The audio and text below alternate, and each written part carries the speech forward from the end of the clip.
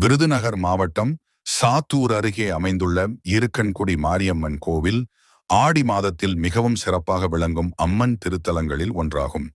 குறிப்பாக ஆடி வெள்ளிக்கிழமைகள் மற்றும் ஆடி மாத கடைசி வெள்ளிக்கிழமை ஆயிரக்கணக்கான பக்தர்கள் தரிசனம் செய்ய வரும் முக்கிய நாட்களாகும்.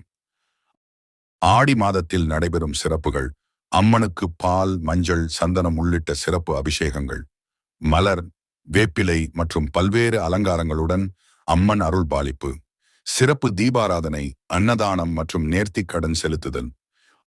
ஆடி கடைசி வெள்ளி திருவிழா மிகவும் பிரசித்தி பெற்றது. பல லட்சம் பக்தர்கள் கலந்து கொண்டு அம்மனை தரிசனம் செய்கின்றனர்.